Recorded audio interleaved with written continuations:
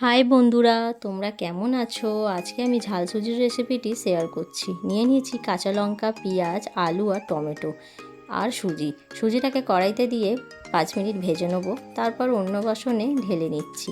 তারপর কড়াইতে সাদা তেল দিয়ে দিচ্ছি শুকনো লঙ্কা, সর্ষে, পেঁয়াজ, কারি পাতা। এইগুলো একটু ভাজা ভাজা হলে দিয়ে দেবো আলুগুলো যাতে সিদ্ধ হয় তার জন্য নুন দিচ্ছি। তারপর ঢাকা দিয়ে দেবো। তারপর ঢাকাটা খুলে দিয়ে দেবো হলুদ, টমেটো, কাঁচা লঙ্কা। তারপর আবার ঢাকা দিয়ে দেবো। তারপর ঢাকাটা খুলে দেখবো আলুগুলো সিদ্ধ হয়েছে কি না। যদি আলুগুলো সিদ্ধ হয়ে যায় দিয়ে দেবো চিনিটা গলে গেলেই দিয়ে দেবো সুজি। তারপর সুজিটা দিয়ে একটু নাড়াচাড়া করে নিতে হবে। তারপর সামান্য পরিমাণ স্বাদ মতো নুন দেব। আর আমার এখানে 1 গ্লাস জল লেগেছিল। এই 1 গ্লাস জলকেই অল্প অল্প করে আমি দুবার দিয়েছি।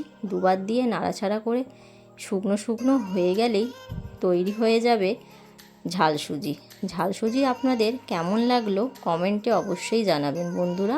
বাই।